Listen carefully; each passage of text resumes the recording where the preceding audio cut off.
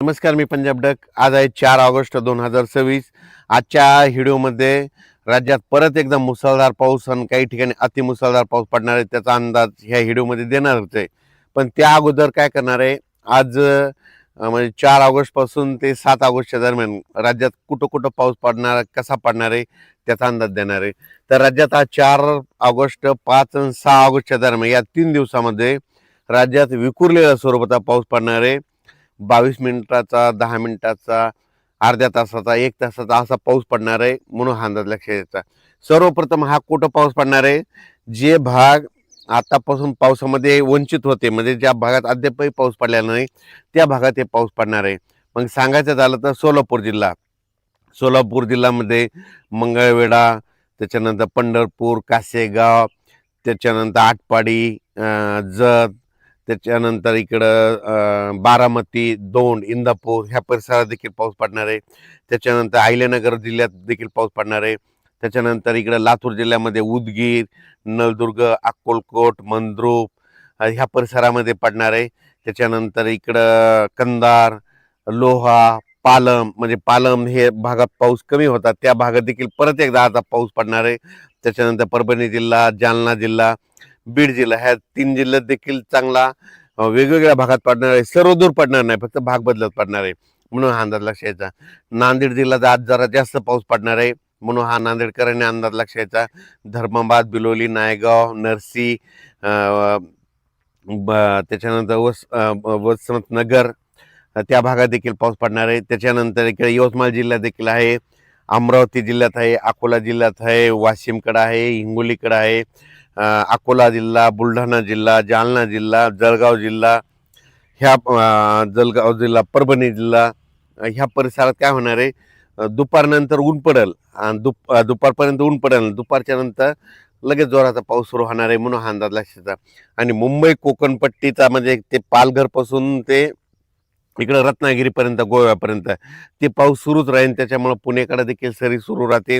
घाटमाथ्यावरला पाऊस आज जोर धरणार आहे म्हणून हा अंदाज लक्षात यायचा. मुंबईला देखील पाऊस सुरू होईल, नाशिकला देखील पाऊस येईल, संगमनेर, अकोलेकडे पडेल, त्याच्यानंतर नंदुरबार, धुळेकर सरी येतील, काही ठिकाणी रिमझिम पाऊस येईल. आणखीन 3 दिवस मध्ये राज्यात असाच विखुरलेला स्वरूपाचा पाऊस आहे. सर्वदूर नाही पण पाऊस येणार आहे म्हणून हा लक्षात यायचा.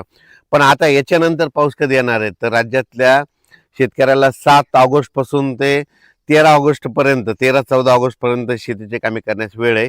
त्या 5-7 दिवसामध्ये तुम्ही शेतीची कामे करून घ्या, कारण की राज्यामध्ये 15 ऑगस्टला म्हणजे यावर्षी नागपंचमीला पाऊस येणार आहे म्हणून हा अंदाज सर्व शेतकऱ्यांना लक्षात. सगळ्यात जास्त पूर्व विदर्भ आणि पश्चिम विदर्भ. पूर्व विदर्भामध्ये गडचिरोली, गडचिरोली, चंद्रपूर, वर्धा, नागपूर, भंडारा, गोंदिया, यवतमाळ, अमरावती, अकोला, नांदेड, हिंगोली, वाशिम, बुलढाणा ह्या जवळपास 6-5-11-13-15 जिल्ह्यामध्ये मात्र मुसळधार पाऊस पडणार आहे म्हणून हा अंदाज लक्षात घ्यायचा. सांगायचं म्हणजे यावेळेस वरून राज्याची बॅटिंग विदर्भाकडे. पण हेच कमी दाबाचा पट्टा काय होईल, आता जसा पाऊस गेला तसा इकडं लगेच पुन्हा जालनाकून जळगाव, नंदुरबार, धुळे, नाशिककडे परत जाणार. मग त्याच्यानं परत नाशिककडे देखील उत्तर महाराष्ट्राकडे जोरदार पाऊस पडणार म्हणून परत पुन्हा गोदावरी नदीला पाणी येणार. आणि योगायोगानं तुम्हाला एक सांगू इच्छितो की जायकवाडी धरण आहे आजच्यानं 90% भरलंय. तर तुम्हाला सांगतो 90 आणि 93% झाल्याच्या नंतर ते सोडणार आहे. तर जायकवाडी धरणातले जे जी नदी आहे गोदावरी नदी, ती पैठणपासून पुढे निघते, ती नांदेडपर्यंत आहे. ज्यांच्या मोठे असेल तर चालू असल्या तर ठेवा, पण बंद असल्या तर काढून घ्यायची तयारी ठेवा, कारण की जायकवाडी धरणाचं पाणी कधीही सुटू शकते, कारण वरतून आवक चालू आहे. 93% झाल्याच्या नंतर हे जायकवाडी धरणाचं पाणी सोडू शकते म्हणून हे त्याचे आदेश येतील, तुम्हाला निर्देश देखील येते. त्या आदेशाचं पालन करावं म्हणून शेतकऱ्याला माझी विनंती. नदीकाठचे गाय गोटे असतील तर तुम्ही तुमचे आता ह्या 2-3 दिवस चरायला सोडू नका, कारण की कोणत्याही क्षणी पाणी सोडू शकतात आणि एखादं पाणी सोडलं तर आपल्याला लक्षात येत नाही, मोबाईलचे चार्जिंग नसल्यामुळं मेसेज कळत नाही. त्याच्यामुळे तुम्ही तुमचं सतर्क राहावे. त्याच्यानंतर सगळ्यात सांगायचं झालं तर ह्या पावसामध्ये 200 मिलीमीटर ते 250 मिलीमीटर पुन्हा एकदा पाऊस राज्यात पडणार आहे. ते 15 ऑगस्टच्या दरम्यान म्हणजे 15, 16, 17च्या दरम्यान ते पूर्व विदर्भातच पडणार आहे. म्हणजे नागपूर जिल्ह्यात देखील 200 मिलीमीटर पाऊस पडू शकतो. वर्धा, चंद्रपूर, नागपूर, यवतमाळ, अकोला, अमरावती. पुन्हा विशेष म्हणजे त्यानंतर अमरावती जिल्ह्यामध्ये मोर्शी एक तालुका आहे. त्या भागात मोर्शी, वरुड तिकडे थोडाफार या पट्ट्या पाऊसच पडल्या नाही.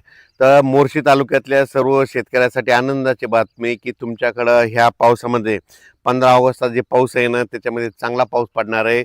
मुसळधार पाऊस पडणार आहे. ओढे नाले देखील खळखळ वाहणार आहे म्हणून हा अंदाज लक्षात घ्यायचा. जळगाव जिल्हा बुलढाणा जिल्ह्यातल्या सर्व शेतकऱ्याला सांगू इच्छितो, आता जसा पाऊस पडला परत एकदा तुमच्याकडे एकदा जोराचा पाऊस येणार आहे. म्हणून हा अंदाज पूर्वकल्पना म्हणून तुम्ही तुमचं शेतीची कामे करा. शेतीची तयारी करून ठेवण्याची तयारी ठेवा.